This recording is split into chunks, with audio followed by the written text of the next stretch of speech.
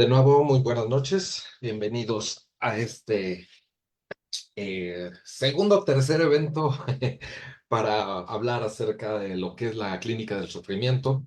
Y pues en esta ocasión pues nos acompaña Giorgio Lavesaro para poder hablar precisamente sobre esta película de Días Perfectos. Y pues tiene un subtítulo bastante interesante con el cual pues lo titulaste, ¿no? Me hiciste mención que lo pusiera, que habla de miserias de lo ideal. Y pues no sé si parte de este subtítulo tiene que ver con algo oculto que se tiene que ir desenmarañando al respecto de toda esta sesión, pero sí me gustaría pues principalmente ver y contrastar lo que yo supongo que a lo mejor pues tienes como idea propuesta hacia dónde te gustaría dirigirte o pues completamente ver que pues vas para otro lado muy diferente. Giorgio, bienvenido y pues muchísimas gracias. Muchas gracias, Carlos. Gracias a todos por estar acá.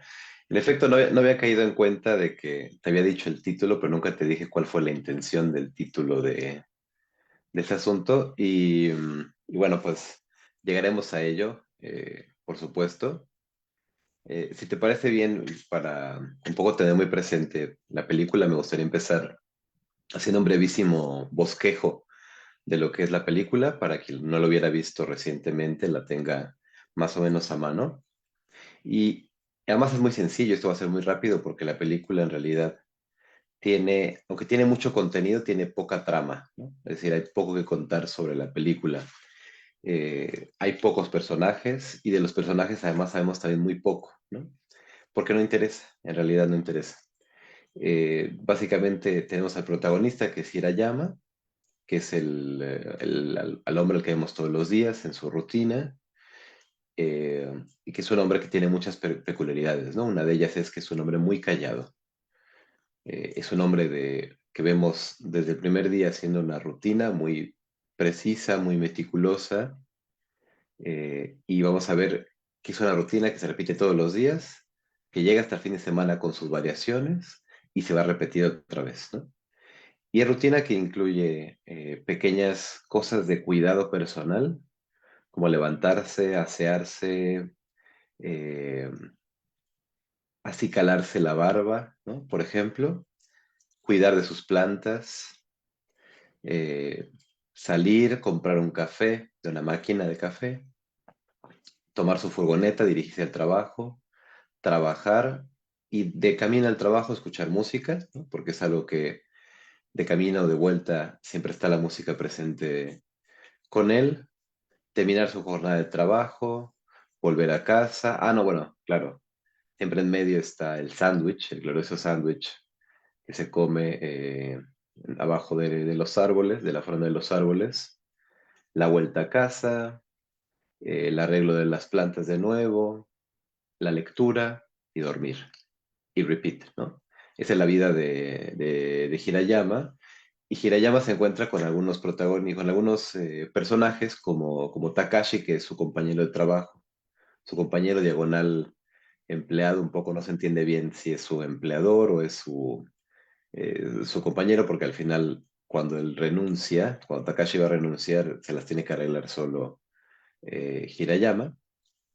Y aunque Hirayama trabaja para esta empresa, que se llama The Tokyo Project, de la que hablaremos un poquito más, es claro que él se las tiene que arreglar solo, no es que la empresa le manda a alguien más, ¿no? En otro momento llega alguien más a trabajar, pero en su momento tiene que arreglárselas él solo. Y Takashi, bueno, pues él siempre llega tarde, todo el tiempo está hablando, es ruidoso, tiene intereses por conquistar a esta chica que después vamos a conocer, que es Aya, ¿no? Y piensa que le tiene que comprar cosas y salir con ella, necesita dinero, ¿no? Y se va a dar cuenta Takashi, y no Hirayama, que Hirayama tiene estos cassettes que se han puesto de moda y que valen muchísimo dinero, ¿no? Y se lo muestra como para decirle, oye, si vendes eso, pues, si vendes tus discos, tus cassettes, tendrías un montón de dinero, ¿no? Y Hirayama no solo se muestra indiferente a tener dinero por sus cassettes, sino que le dice, bueno, a ver, ¿qué necesitas? ¿Dinero? Bueno, aquí está, tómalo y luego me lo pagas, ¿no? Entonces vemos ahí como gestos que van hablando del carácter del protagonista, ¿no? Y luego tenemos otros dos personajes, así que yo recuerde principalmente, y es uno de ellos el que va a alterar la rutina de Hirayama. Bueno, antes de llegar a ello, la rutina de Hirayama también incluye el fin de semana donde va a comer a un restaurante, ¿no? Y va a comer a este restaurante donde lo conocen, y pide siempre lo mismo, y saluda, conversa, y después se vuelve a su casa y continúa con lo de siempre. Y está este otro lugarcillo donde va, ¿no? Hay como dos lugares a donde va. Y vemos cómo esto no, nos indica como siempre repite las mismas cosas. Hasta que viene de pronto la sobrina, Nico, ¿no? Y aparece y rompe un poco en su vida para quedarse. Y él, y es un poco como en esta película que es tan calma, el hecho de que aparezca, y una cosa tan metódica y tan sistemática, el hecho de que aparezca Nico e irrumpa es como el culmen de la película, ¿no? Como el nodo, ¿no? Casi, casi, como, ¿y ahora qué va a pasar con este hombre que siempre hace lo mismo? Pues se adapta y ya, ¿no?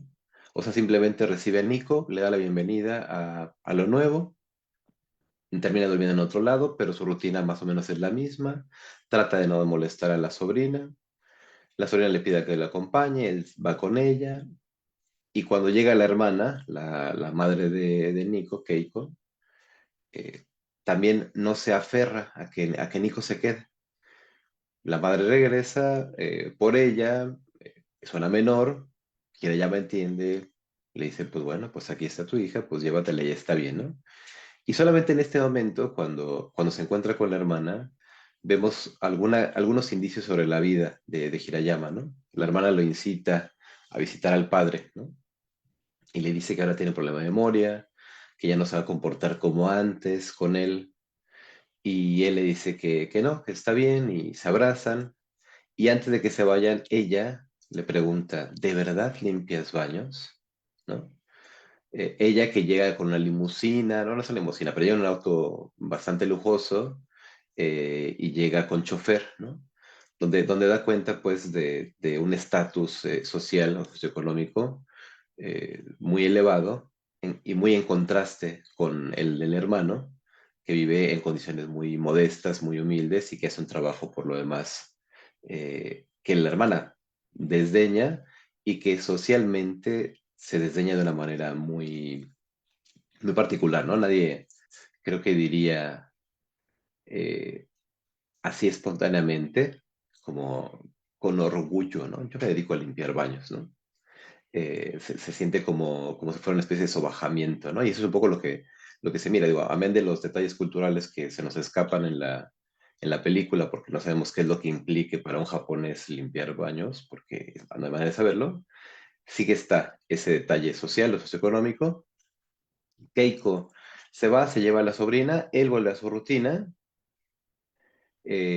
pasa esto de que Takashi se va, tiene que aventarse una jornada de dos hombres en una sola persona, y hay un momento donde vemos que Hirayama también se la pasa mal, o sea, llora, ¿no? No sabemos exactamente, no dice por qué, porque además el personaje nunca habla, ¿no? Pero es muy expresivo su llanto y es también muy claro que en algún punto se enoja y se enoja con Takashi que lo ha dejado en medio del trabajo y no sé qué. Pero nada de todo lo que le pasa, y en el arco de la película uno, a lo mejor si no conoce tanto el cine de Wim Wenders o si está esperando algo diferente de la película, uno se la pasa esperando que pase algo, ¿no? Pero lo que está pasando es justo lo que estamos viendo, ¿no? Que es un poco lo que pasa desde mi punto de vista, y aquí voy entrando con la vida, ¿no? Uno se la pasa esperando que pase algo mientras se le pasa de largo, ¿no? Y, ¿qué más quería decir así en general de la película, un poco para recordarla? Eh, Dice que tiene estos elementos. Ah, claro, el elemento de la fotografía, ¿no? Es decir, en algunos momentos se ve que el personaje dentro de su rutina también hace fotografías de los árboles, ¿no? Y de la luz que se filtra a través de los árboles. Y parte de su rutina implica que el fin de semana va, revela las fotos, mira cuáles le gustan, las guarda, las que no las destruye y tiene una colección por ahí de fotos, ¿no? Em, Y diría que de la película poco más, a menos de que, Carlos, tú digas que se me está escapando algún detalle fundamental que, que nunca dije. Pues no sé si fundamental, ¿no? Pero creo que esta situación en donde los lugares que frecuenta o los lugares que visita, pues siempre hay como gratitud hacia el servicio que él realiza, ¿no? De ofreciéndoles un vaso con agua y pues incluso esta relación que pues está ahí como bastante rara con esta señora que tiene este restaurante, ¿no? Que al final pues habla con el ex esposo y creo que ahí pues es la pauta para el cierre, pero fuera de ahí creo que no hay más. Claro, claro que es este otro detalle también que sale un poco fuera digamos, de la rutina, ¿no? Claro, sí, sí, sí. Y bueno, y eso, ahora que decía esto, me hace recordar que también hay otro detalle pequeñito, pero que me parece muy bonitillo de la película, y es cuando se encuentra esta hoja con un gato empezado y empieza a jugar gato con un desconocido, ¿no? Una partida que dura varios días hasta que se termina, ¿no? Son así detalles muy minúsculos, ¿no? Em, y bueno, hay un detalle del que quiero partir de la película para empezar a entrar en materia, y es en dónde trabaja él, Hirayama. Hirayama tiene un uniforme azul que dice The Tokyo Toilet, ¿no? Así dice en inglés, The Tokyo Toilet. Y el tipo de baños que limpia no son baños cualquiera, ¿no? No son los baños del aeropuerto, no son los baños de, qué sé yo, de la escuela, ¿no? No es el conserje de un lugar particular, sino de estos baños en concreto. Y es que y eso es un detalle un poco que a mí me parece interesante. Wim Wenders originalmente fue a Tokio para hacer un documental sobre este proyecto. O sea, este tipo de baños, concretamente, son, si no me equivoco, unos 17 o 16 por ahí, baños diferentes que son una iniciativa de esta empresa, de Tokyo Toilet, en Shibuya, que es el área o el barrio de Tokio donde se encuentran todos estos baños, y son espacios que fueron intervenidos arquitectónicamente por una serie de artistas para hacer de un espacio público, que además tiene que ver con alguna cosa de la filosofía hospitalaria de Japón, de dar la bienvenida, de acoger a las personas, dar un toque especial, ¿no? Y mostrar justo dentro de lo cotidiano algo peculiar, algo diferente. Entonces, cuando Wim Wenders va a Tokio y mira estos baños, se queda maravillado y ya no hace el documental y termina haciendo la película, ¿no? Entonces, un poco, es un detalle que parece interesante porque gran parte de la película se centra en ese detalle en concreto, ¿no? En encontrar dentro de lo rutinario algo más, ¿no? Y no, no es algo más como, y es algo en lo que quiero ser muy enfático, no es algo más como si lo rutinario mismo no valiera, ¿no? Es solamente el enfoque que le da a eso que está ahí todos los días lo que lo permite hacer que la vida tenga otra perspectiva para él, ¿no? Aun cuando para muchas personas, para el personaje quiero decir, podría parecer una vida, qué sé yo, aburrida, monótona o falta de expectativas o de ambiciones o qué sé yo, ¿no? Entonces, en él, en el personaje, y esto eh, me parece que se muestra dentro de su rutina, hay como dos elementos que hacen que su vida, que es una vida básicamente de levantarse muy temprano y regresar muy tarde de trabajar, que es un poco una vida que todos podemos conocer bastante bien en algún punto de nuestra vida cuando trabajamos mucho y con la que siempre podemos llegar a sentir, es que no me da tiempo de hacer nada. Y entonces uno se la pasa un poco mal, ¿no? Pensando en que si tuviera más tiempo libre, ¿no? Y de ahí vienen un poco como todos los sueños entre de ser millonario o de ser el propio jefe y todas estas cosas que uno fantasea, pensando en que cuando tenga tiempo me voy a poder dedicar a lo que yo quiera, ¿no? Y lo que me parece que muestra muy puntualmente Hirayama, el personaje, es que incluso en una rutina eh, que podría ser tan extenuante a nivel físico, ¿no? Porque su trabajo es muy físico, ¿no? Y no es una persona además joven, ¿no? Que podríamos decir, ah, bueno, pues tiene mucha vitalidad, pues porque es joven, ¿no? Pues una persona, no voy a decir vieja para nada, porque estará rondando los 50 y tantos, los 60, no lo sé, el personaje, pero tampoco es joven,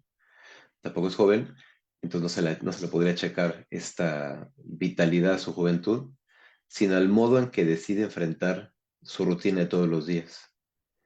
Y es que en cada momento que tiene una pausa, ¿no?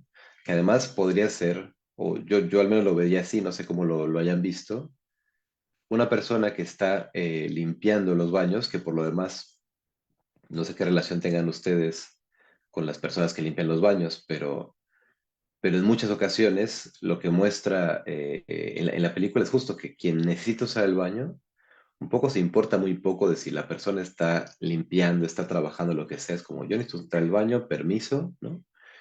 Y que yo al principio veía estos gestos y pensaba, ¡ay, qué frustrante debe de ser!, ¿no? Que estás trabajando, estás en medio de lo tuyo y ni siquiera puedes terminar porque alguien te interrumpe, ¿no? ¿Y cuál es la actitud que tiene siempre Hirayama? Le da siempre la bienvenida a la interrupción, se sale y aprovecha para contemplar, ¿no? Siempre está buscando con la mirada contemplar. Y ese detalle, el de la contemplación, es el que me parece que hace que toda esta rutina, que podría ser extenuante y hasta cierto punto desgastante, incluso anímicamente, se vuelva totalmente diferente. Porque cada momento que aprovecha, que tiene interrupción, le da la bienvenida a esta interrupción, jamás se inmuta, jamás se molesta y aprovecha el momento para mirar lo que le interesa, que es, en el caso del personaje, son los árboles, ¿no? Hay un concepto al que me gustaría que hablemos, que aparece al final de la película, que tiene que ver con esos árboles y con la luz y con las sombras. Pero es un punto, la contemplación. Y el otro punto, que también está en la vida del personaje, es el arte, ¿no?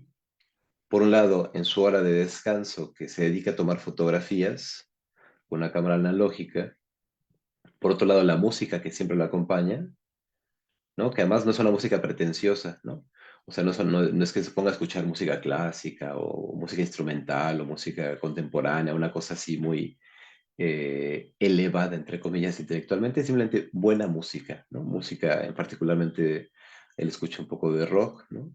Pero es buena música, ¿no? Y además no la pone siempre, ¿no? No es como un exceso, como que esté todo el tiempo allí. Y por otro lado, la literatura, ¿no? Eh, que puntualmente todas las noches, en el ratito que le queda mientras no necesita dormir, lo aprovecha para leer.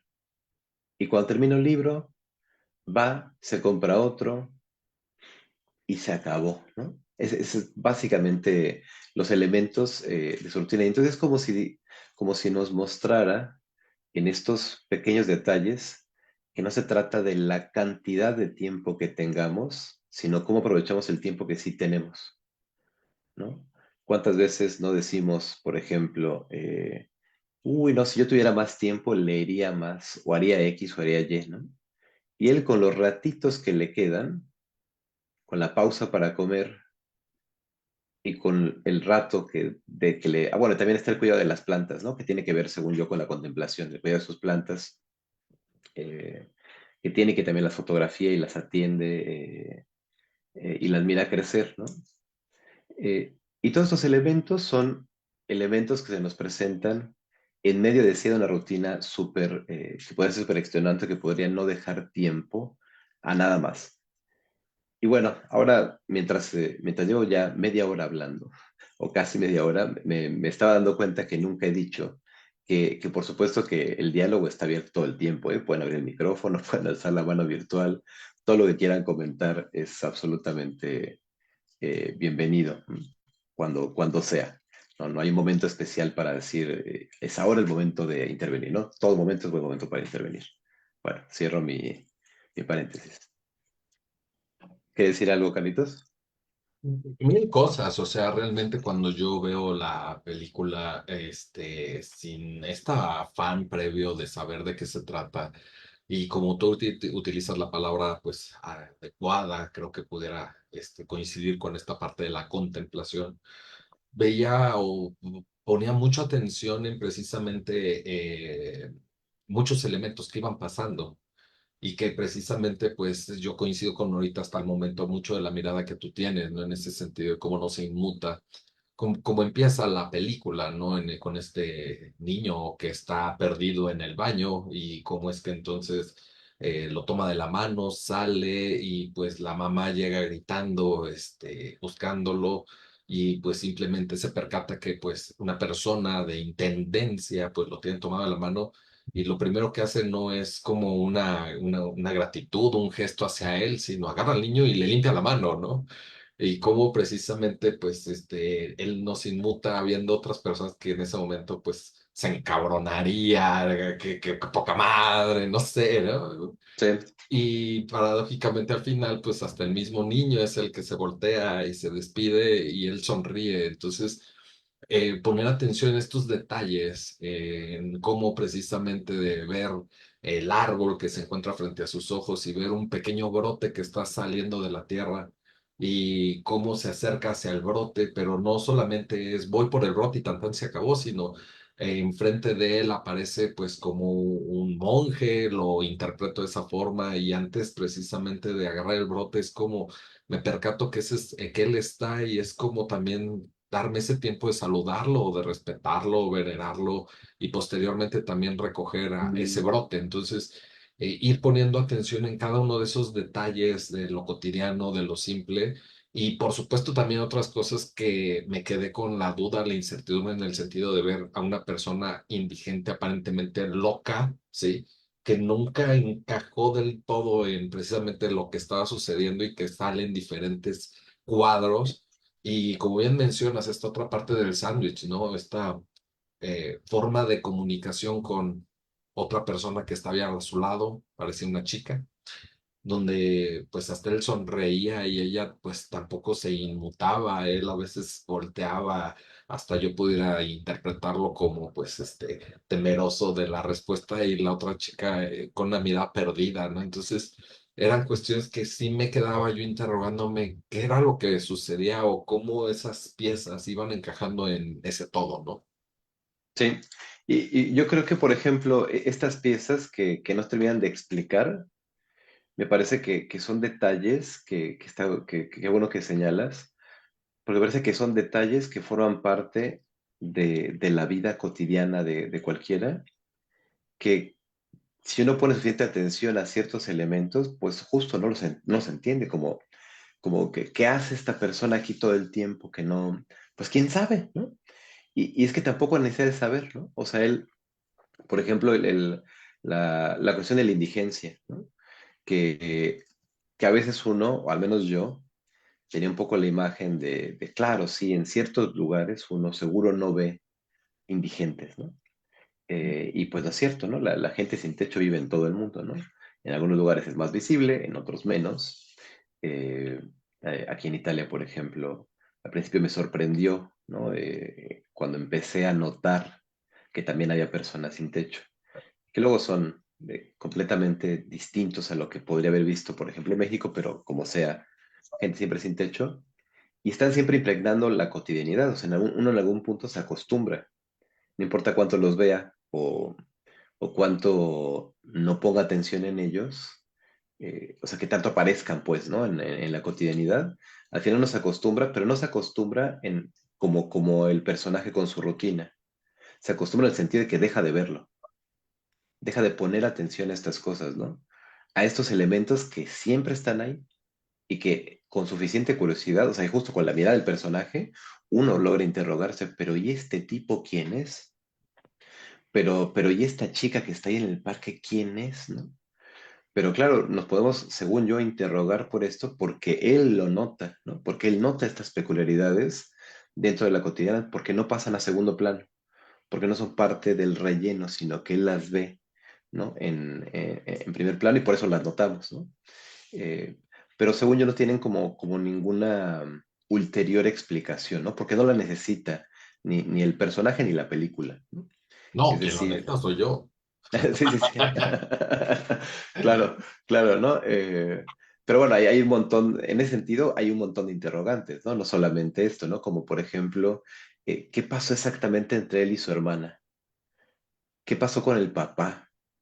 ¿No? Pues, ¿qué es lo que le decía? O sea, ¿qué pasó con él? ¿Él siempre fue una persona que se dedicó a limpiar baños? ¿O en algún punto cambió de estilo de vida?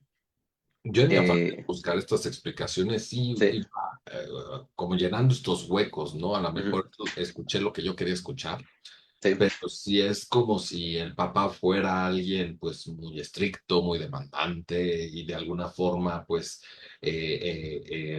la hermana le menciona una frase parecida, a, ya no es como era antes, sí, sí, o sea, ya está demenciado, ya pareciera que ahora ya no te va ya no se va a relacionar contigo como se relacionaba en aquel momento, entonces yo lo interpreté así, por supuesto, ¿no? En ningún momento estoy diciendo que así haya sido, pero como incluso ante esa posibilidad de cambio aparentemente por un trastorno neurocognitivo mayor que hasta yo le puse al señor, ujú. que ni lo vemos, él se sostiene, ¿no? Y termina diciendo, ¿no? Exacto, sí, sí. Sí, me parece que sí, como estos guiños, ¿no? Como decir, bueno, y son detalles mínimos, o sea, en poquísima información uno extrae como un cuadro, ¿no? Sí. A ver, hay una relación conflictiva con el padre ya no es como antes, y aún así no es suficiente para que él decida acercarse, claramente se ha alejado, claramente le pasa algo y se insinúa una cosa como decía Carlos, que yo también imaginaba, ¿no? Una cosa de trastorno neurodegenerativo, ¿no? Eh, pero, pero a mí un poco, también eso yo un poco llenando un poco los huecos, también me daba la impresión de que la hermana estaba tan sorprendida de que el hermano limpiara baños y que dijera, ¿en serio limpias baños? Desde que ve la casa, ¿no? E incluso hasta le termina diciendo, no, no lo tomes a mal, no es juicio, no es crítica, pero aquí vives, ¿sí? ¿Sí? Y esta sorpresa lo que denota es que probablemente, pues antes no hacía esto, ¿no? Que pasó algo, que hubo algo que pasó en su vida que lo hizo tomar esta decisión de vivir en este lugar que claramente no es digno para la hermana y uno animándose a llenar estos huecos con la interpretación tampoco quizá para el padre, ¿no? Eh, y decidió, es un poco, hay una expresión en italiano que tiene que ver con esto según yo, ¿no? La expresión es molo tutto y molare tutto es como abandonar todo, como decir, estoy harto de todo, dejo todo y cambio de vida a 180 grados. Y esa expresión ahora me venía espontánea a la mente cuando pensaba en lo que me imaginaba que le podía haber pasado a este sujeto, ¿no? Que en algún punto, ¿quién sabe qué le pasó? Con el padre, con la vida, con... No importa, porque nada de eso lo sabemos, pero dio este giro quizás, ¿no? Y de pronto se alejó de todo también, ¿no? Se alejó de la hermana, se alejó de la sobrina, aunque a la sobrina le da bienvenida, también a la hermana le da la bienvenida, porque no es que sea parte de ellas, es también la mamá la que dice, uy, vámonos de aquí, ¿no? Casi replicando el gesto de la señora que decías, ¿no? Que toma al niño y le limpia la mano. Es casi un gesto similar al que tiene la hermana, ¿no? Pero él, aunque se mantiene firme en no hablar con su padre y en no querer reincorporarse a ese gesto, no sabemos qué pasó a ciencia cierta, ¿no? Por ahí no sé si alguien quería decir algo, me pareció ver una manita, sí, sí, adelante, Anita, Hola, buenas noches. buenas Bueno, noches. una de las cosas que a mí me llamó la atención de la película fue cuando le roban el cassette a Aya y Takashi, ¿no? Takashi le pone el cassette a ella porque ve que le gusta a ella, ¿no? El cassette. Ujú, Cuando ella regresa, se lo devuelve y le da un beso, ¿no? ujú, Pues, a mí me parece que una de las cosas que me gustó mucho de Hirayama es que está en la vida, que permite que las cosas pasen. pasen sobre, o sea, que lo atraviesen, ¿no?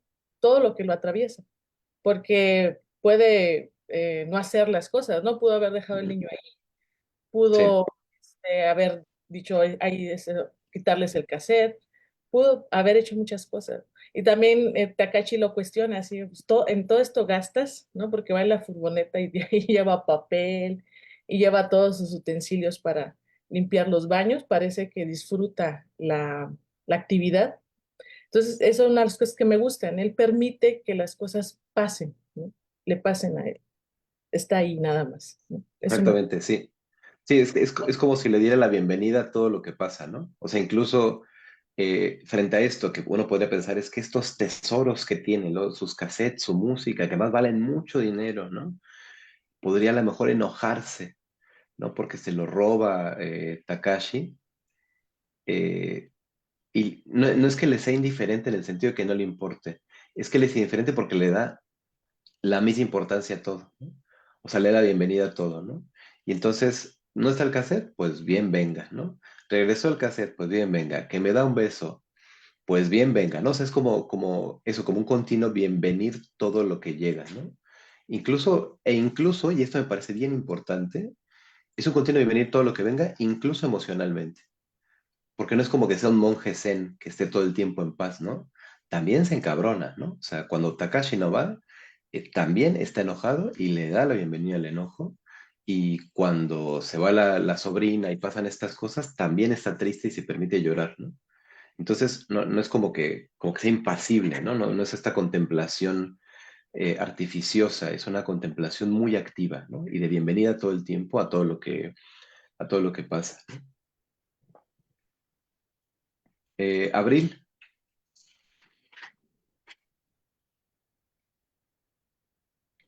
abre tu micrófono.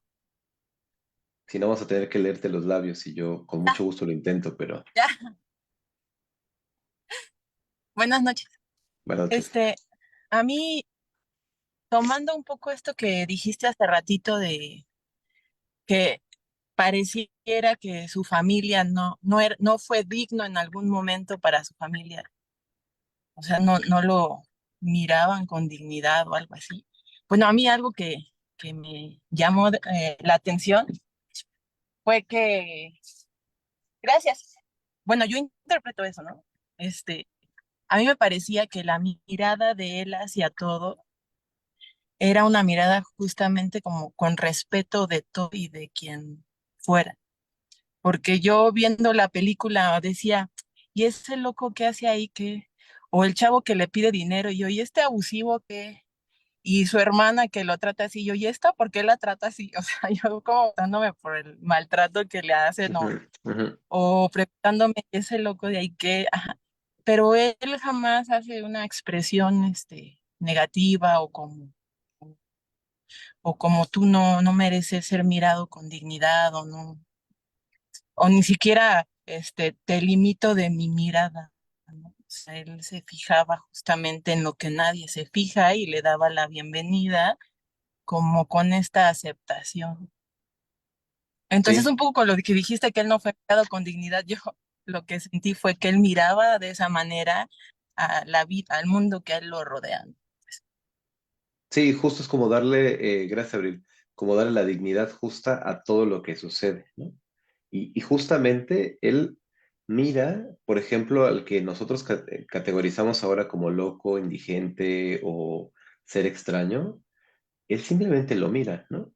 O sea, ni se pone en una actitud defensiva, ni se pone más curioso, ni lo busca, solamente lo nota, ¿no? Como nota el niño que está perdido, como nota que una persona necesita agua y le ofrece un vaso de agua, ¿no? Él nota lo que pasa a su alrededor. Y eso me hizo pensar de nuevo en lo que decía Erika hace ratito, que decía ella, parece que disfruta de su trabajo. Yo siento que este parecer un poco viene de nosotros, ¿no? De pensar, ¿alguien podría disfrutar de limpiar baños, ¿no? Pues es muy obvio, ¿no? Es muy obvio que en la película él siente, no voy a decir un placer, pero lo hace eh, como si hiciera una cosa, voy a decirlo así, muy importante. Digo por cómo sí, porque para una mirada social eso no es importante, ¿no? Limpiar baños, ¿eh? ¿Quién se va a poner? ¿Por qué va a ser importante? Pero si uno va a un baño público y está sucio, es una experiencia que ese ratito te puede arruinar una cosa tan necesaria como ir al baño, ¿no? Y él se esmera, tiene un montón de artilugios, además de todo su equipo, para estar seguro de que esos espacios estén limpios para su uso, ¿no? Y que es un poco el cuestionamiento que uno a lo mejor sea eso que yo me hacía o que me venía a la mente, tiene que ver con el para qué, que es un poco lo que le hace el Takashi, el chavito. Es que ¿para qué te esfuerzas tanto, no? O sea, pues igual mañana va a estar otra vez sucio y vas a tener que volver a empezar, ¿no? Y es que uno en realidad podría preguntarse eso con cualquier cosa. ¿Para qué te levantas? Igual mañana te tienes que volver a dormir o igual mañana te vas a morir, ¿no? ¿Para qué comes si de todos modos vas a ir al baño? ¿Para qué comes esto en concreto si de todos modos esto te puede nutrir del mismo modo, ¿no? ¿Para qué? Bueno, pues porque todo eso que está pasando es la vida, ¿no? ¿Para qué? Pues para darse cuenta de que uno está vivo, me parece, ¿no? Y entonces este decir, parece que lo disfruta, me parece que connota muy bien cómo es que uno piensa que hay ciertas cosas que no podrían disfrutarse, aunque lo parezca, ¿no? Aunque en realidad me parece que muestra todo el tiempo que claramente disfruta de su vida, que su vida es una vida placentera, no voy a decir placentera, pero porque no se trata solo del placer, pero es una vida que a él le gusta. Voy a retomar lo que decía Abril, es una vida digna, ¿no? De ser vivida, así como es, ¿no? Marcela, Sí, gracias, buenas noches. buenas noches. Sí, me suena como a mí, como el placer del deber cumplido, porque Ujú, cada detalle que hace desde dónde pone la toalla después de que se lava la cara, como que me parecen todos rituales, pero ujú, como si fueran sagrados para él. No sé si era diario, pero cuando va a los baños públicos, cuando él se baña, todo es como tiene su lugar, tiene su momento, tiene su tiempo. Y a mí en lo personal me impresiona mucho la escena final, que está enfocada en su cara, donde, al menos para mi mirada, veo la complejidad del ser humano, sí, de la vida interior tan compleja. Para mí veía tantas emociones juntas y cómo lo que yo vi o resonó conmigo, como gozo ecuánime de su andar por la vida a su modo se junta o convive con lo que para mí es dolor o no sé. Yo veía su cara que iba y venía de una emoción a otra y sí me impactó bastante. sí, sí, gracias Marcela. Justo has usado dos palabras que me parecen muy interesantes, ¿no? La idea de ritual, que precisamente, a ver, al principio se nos presenta un hombre que repite siempre lo mismo y que parece muy rutinario, ¿no? Pero la rutina, un poco por definición, es justo como todo eso que termina en segundo plano. Y lo que le pasa a él es que todo eso que es cotidiano termina en primer plano, ¿no? Y es justo como si de la rutina él hiciera todo un ritual, un poco usando las palabras que estabas usando tú, Marcela. ¿Y en qué consiste este ritual? Justo en atender a cada cosa de cada parte del día, ¿no? O sea, porque justo se levanta muy temprano, ¿no? Madruga con el alba, hace las cosas que tiene que hacer, sale y siempre, siempre tiene ese momento para contemplar, ¿no? Siempre, ¿no? Y se toma su café y va al trabajo y hace las cosas y cada pausa la aprovecha para contemplar y todo el tiempo está en esta actitud, decía, ¿no? De nuevo, de bienvenida a todo lo que ocurra, a todo lo que suceda. Y lo que hace justo es que eso que podría ser una cosa, una rutina extenuante, agotadora, que aparentemente podría ser una causa de frustración e infelicidad, ¿no? Una vida sin variaciones, porque un poco buscamos eso, ¿no? Un poco la vida contemporánea nos exige o nos urge a buscar todo el tiempo lo nuevo, pero lo nuevo como si lo nuevo fuera como una experiencia radicalmente distinta a lo cotidiano y no como si lo nuevo se estuviera manifestando todo el tiempo en nuestra vida, ¿no? Y entonces uno, frente a una vida como la de Hirayama, piensa, o podría pensar, o al menos yo podría pensar, que, que sería más o menos imposible ser, voy a llamar entre comillas, feliz, ¿no? No es exactamente lo que quiero decir, ¿no? Pero que uno no podría estar satisfecho o que no podría sentirse pleno con una vida así.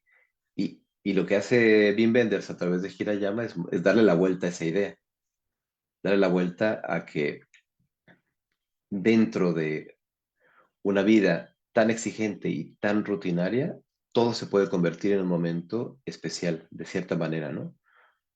Cuando uno aprende a mirarlo como la novedad que está haciendo, ¿no? Eso me parece como muy importante. Y el final que señalabas, Marcela, eh, también me parece muy peculiar porque uno, después de ver toda la película y todos los contrastes que va pasando, podría, antes de esa escena, a lo mejor pensar, como bueno, pues este ser virtuoso, zen, que no le pasa nada, ¿no? Pues ya, pues un Buda, un iluminado más, pero que se dedica a limpiar baños, ¿no? Y en cambio lo que nos muestra es que es profundamente humano, ¿no? Y justo es además una actuación que yo aprecio mucho, la de este personaje, porque además él parece muy poco expresivo porque habla poco, y en cambio expresa tantísimo, ¿no? Expresa tantísimo con su mirada, con su forma de dirigirse a los otros.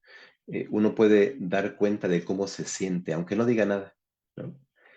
Y al final, justo como señala muy bien Marcela, eh, está este rostro que va, es como este reír llorando, ¿no? O este llorar riendo, que no se entiende bien cuál es la emoción dominante, pero no solo eso, también hay en la imagen final, hay un juego de luces, ¿no? Un juego de luces y sombra, que es un juego de luces que está presente en toda la película, ¿no? Karen, Sí, gracias, buenas noches. buenas noches. Pues eh, a mí me llamó mucho la atención esta parte, ¿no? De cómo van haciendo como pequeñas introducciones a lo que pudo haber sido su vida antes.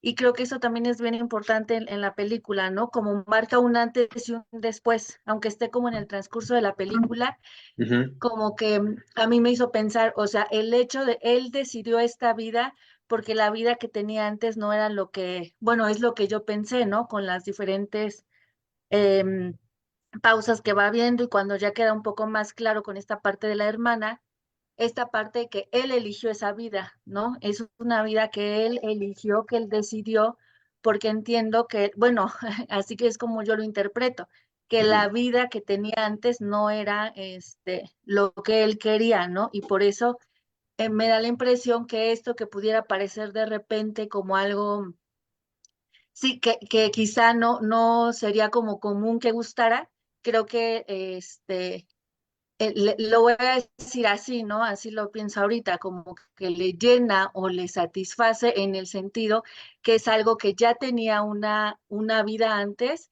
que de alguna manera puede, reconoce la diferencia, ¿me explico? Y que ahora, ujú.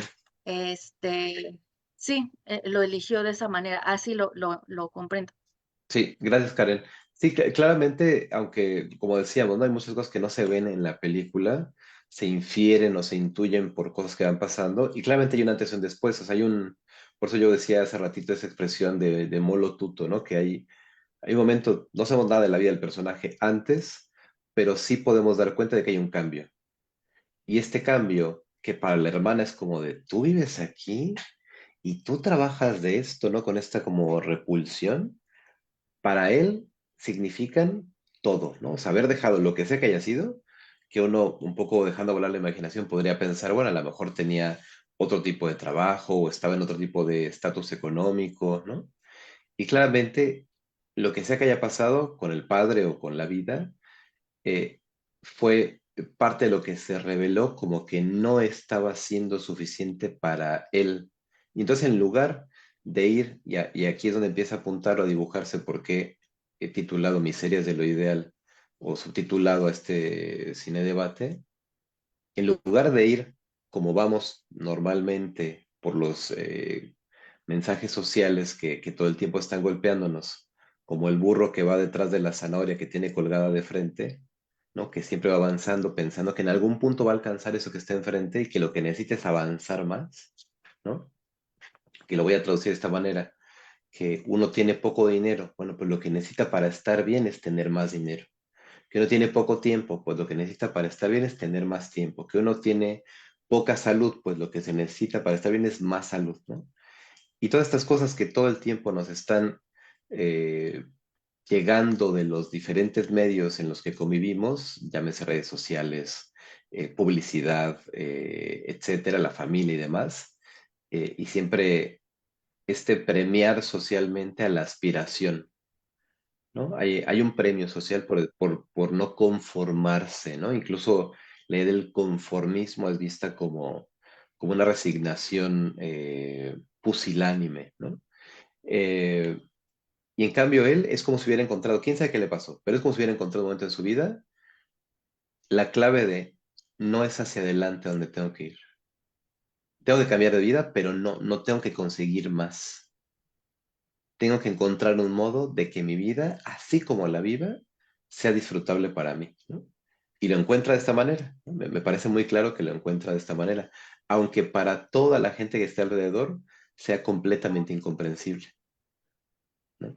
Eh, Erika, Bueno, a mí me gustaría retomar lo que dijo Marcela sobre el ritual. Me gustó su apreciación sobre el ritual.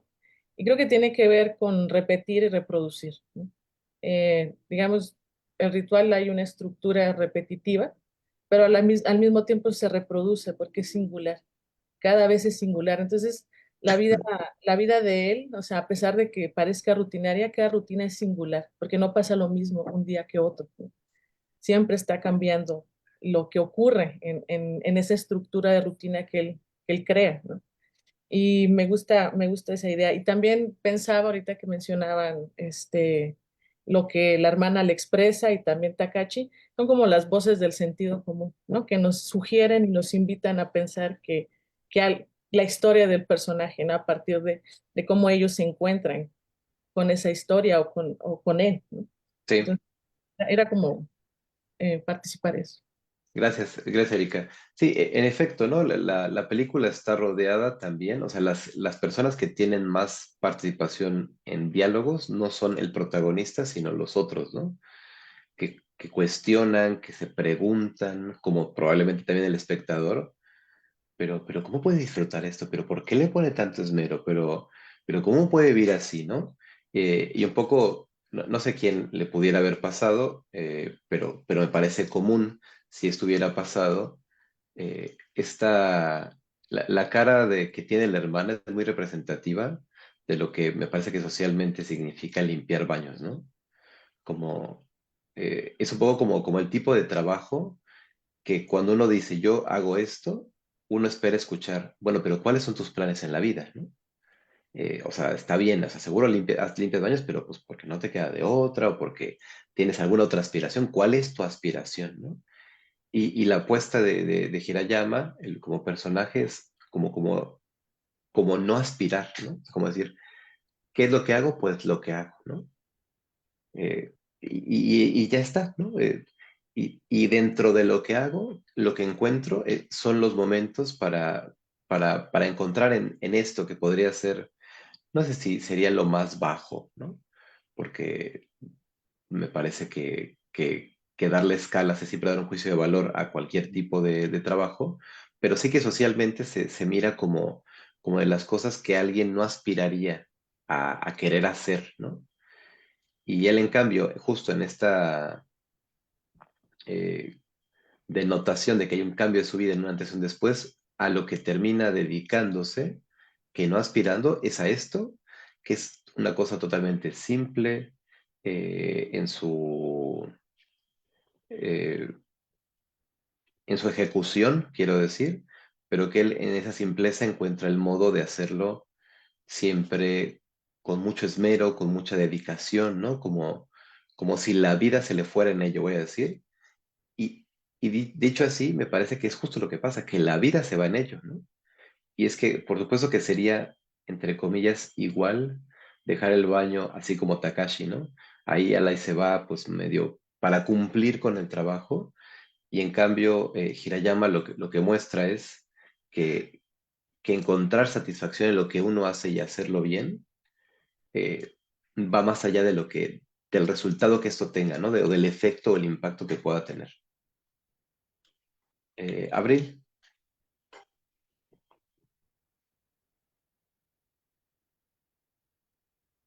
Este, ay, ya se me olvidó.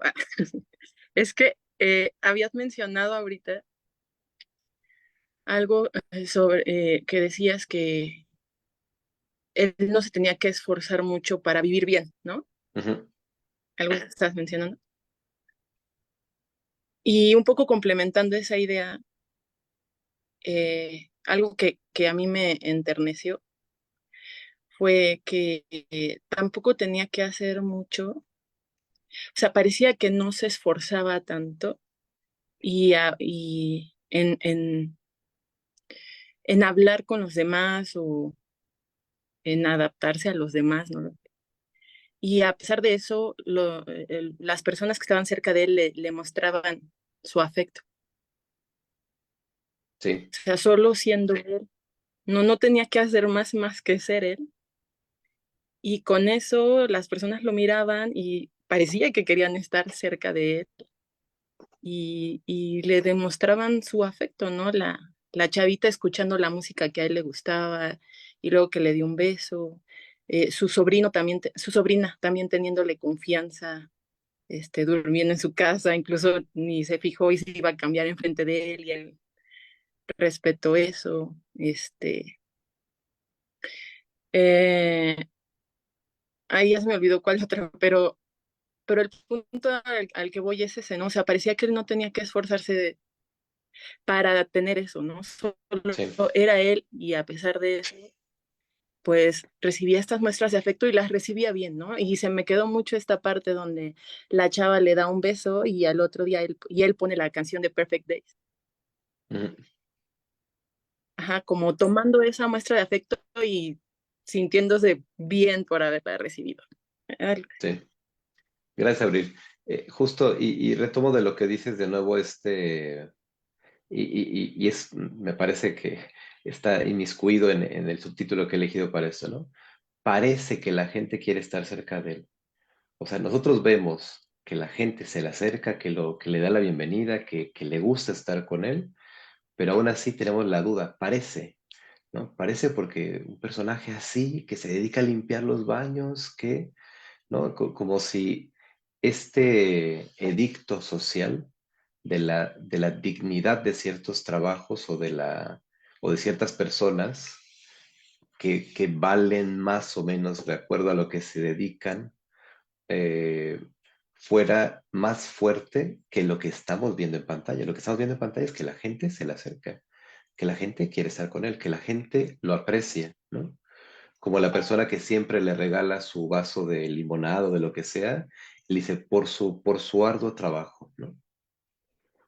Y ya está, ¿no? Y él siempre lo recibe con una sonrisa, como diciendo gracias, ¿no? Pero, pero claramente la gente de la que se rodea, de la que forma su cotidianidad, es gente que quiere estar cerca de él. Y su hermana, que espera que haga otra cosa, pues dice, pues no, pues tú haz lo que quieras, pero esta es mi vida. Bienvenida cuando quieras venir, pero no me pidas que cambie, ¿no? Y sostenerse en, esta es mi vida y a quien le parezca bien, ¿no? Me parece una cosa que uno, no sé cómo se sientan ustedes con esto, ¿no? Pero que uno, por las presiones sociales, por las aspiraciones sociales, por lo que quieras, difícilmente se siente con esta disposición, a esta rotunda afirmación de este es el que soy y quien quiera estar bienvenido y quien no, también, ¿no? Porque nos estamos moviendo todo el tiempo en el mundo de la apariencia para que otros me acepten. fingir que soy más divertido de como soy, que soy más feliz de como soy, que hago una cosa distinta de la que hago, o que lo que hago ahora, si no es suficientemente digno, es solo temporal, ¿no? Mientras hago algo mejor, y así de seguido. Entonces, a mí me parece que por ahí un poco va la película, ¿no? Eh, Carlitos, Es inevitable que empiece yo a hablar desde mi patología y entonces yo tengo una interpretación muy particular que me fue generando. Al principio yo pensaba que tanto su forma de ser y de actuar pues también tiene que ver con un pensamiento oriental. Digo, yo desconozco la cultura, pero pues sé que también muchos orientales pues empiezan a tener este pensamiento occidental de poseer, de tener, de apariencia, y que de alguna forma pues él mantenía como esta cuestión quizá cultural que yo pudiera sospechar, pero indiscutiblemente pareciera que en este cruce de mundos, a pesar de que yo voy viendo como esta forma tan peculiar de estar relacionándose con el mundo, no dejo de ver esto que Erika mencionaba de sus rituales, pero por eso mencionaba esta parte de psicopatológica como algo bien obsesivo compulsivo de control, en el sentido de que por un lado es como un aparente permitirme vivir, ser, estar, recibir, pero por el otro lado, pues si la sobrina se lleva el libro, voy y compro el mismo libro. Bueno, ya no es el mismo libro, pero repongo el libro que tenía. En el último de los casos, pues la sobrina se mete a bañar, él también. ¿En cuánto tiempo nos vemos? 20 minutos. Y se ve cómo está haciendo una llamada que supongo yo se la hace hacia la madre de la sobrina en función de que se regrese, sea para reportar o sea porque pues me rompe mi estructura, ¿sí? Cómo precisamente entonces va teniendo pues las cajas acomodadas en un lugar, en un closet, un orden preciso y hasta algo que sí me sacó mucho de onda, ¿no? Hasta tiro basura en mi casa para posteriormente yo mismo recoger la basura que yo tiré en ese momento, ¿no? Sí me cuestiono qué tanto por un lado, pudiéramos sí romantizar todo esto de cierta manera, o qué tanto verlo como una cuestión donde él sigue manteniendo una forma de control, en el sentido, lo menciono, porque pues al fin de cuentas desde la terapia gestal, que es lo que tú sabes que yo manejo, pues se maneja mucho este sentido de qué tanto se está la persona desde relacionando desde una autoconquista, desde una circunstancia donde yo quiero controlar las cosas y muchas veces relacionarme desde situaciones egóticas donde pues no lo vivo completamente desde todo el ser, sino algo más pensado, algo más cognitivo, aunque como bien mencionas va a haber ciertos momentos particulares o peculiares donde sí se ve y se brota o se le gana la emoción. Insisto, estoy hablando de una interpretación, pero sí me llamó mucho la atención que tanto también desde ahí se pudiera tener una comprensión y no tanto desde, qué padre vivirse en el aquí y en el ahora, porque pues siempre hay una intencionalidad en las cosas. Creo que si busca ese grado de perfección en lo que está haciendo, es para algo. claro, y ahí yo me voy a permitir diferir de lo que dices, y me permito diferir justo un poco por lo que yo tengo en mente, que igual es mi interpretación y tal, ¿no? Pero me parece que esta necesidad de mirar en alguien que tiene, como todos, ¿no? Todos tenemos nuestras cosas, ¿no? Nuestras cosas patológicas, voy a llamarla así, ¿no? Eh, eh, Mirar en ello como en primer plano, eh, o que eso, voy a decir así, enturbie el resto de lo que se presenta, o como si, justo, como si el hecho de hacer, claro, estoy de acuerdo contigo que todo hace uno siempre las cosas con una cierta intencionalidad, ¿no? Eh, Pero a mí me parece leer una intencionalidad que va más allá de las cosas en su sitio en concreto y que tienen que ver, sí, por un lado, con atender a algún conflicto quizás, ¿no? Un conflicto en el sentido de que hay algo que pasó con el padre, hay algo que pasó con la hermana quizás, ¿no? Eh, pero toda su vida y todos los detalles que hace de su vida, a mí me parece que independientemente de cómo se le quiera decir a esos detalles, ritual, rutina, obsesión, compulsión, necesidad de control, todo está en busca de tener ese espacio para contemplar. Y al final, a mí no me transmitía la imagen de una cosa obsesiva compulsiva porque dentro de su ecuanimidad y de su bienvenir todo lo que sucede, justo dentro de todo este, por ejemplo, esmero en limpiar perfectamente los baños y que ningún rincón se quede sin limpiar, llegan personas a interrumpirlo y él no se inmuta, al contrario. Y eso rompería radicalmente con la idea de pensar que él está buscando controlar, al contrario. Eh, Me parece que yo, como leo la llamada a la hermana, es un poco un aspecto que me parece que tiene que ver justo con alguien que sabe que está inmerso en un contexto social, que no puede no avisar a la hermana, tu hija está conmigo, ¿no? A mí, yo les gesto como decirle, mira, yo no sé si estás preocupado o no, pero te aviso que tu hija está conmigo, ¿no? Porque es una menor, porque no puede no saber de ello y porque claro que puede haber problemas, ¿no? Si después la mamá dice, oye, mi hija no está, lo que sea, ¿no? Entonces yo miro en él más bien justo como una representación de, de cómo, y que a mí me parece una representación fantasiosa, porque no creo que nadie podría mantenerse en ese nivel de ecuanimidad, así como se muestra todo el tiempo, ¿no? Es una fantasía, es una cosa cinematográfica, ¿no? Pero cuando yo pienso en la idea esta de vivir en el aquí, en el ahora, y de encontrar la novedad en todo lo que se hace, a mí la imagen que me viene es esta, ¿no? Y claro, que una persona de carne y hueso, pues bueno, que también él tiene sus altos y sus bajos, pero difícilmente nadie tiene un control para usar la palabra que decías, tan amplio de su vida como para respetar, no para que a ningún día se le haga tarde o que ningún día se levante en otro momento o que un día se le olvide el sándwich o qué sé yo, ¿no? Eh, entonces, claro, es una cosa también que se muestra posta así, ¿no? En este esplendor, ¿no? Pero que también muestra sus resquebrajamientos, ¿no? Como cuando llega la sobrina, o como cuando, por ejemplo, algo de lo que no hemos hablado, cuando de repente se encuentra con este hombre y se pone a bailar con él, a jugar como niños en la calle, y este hombre se empieza a confiar en él, ¿no?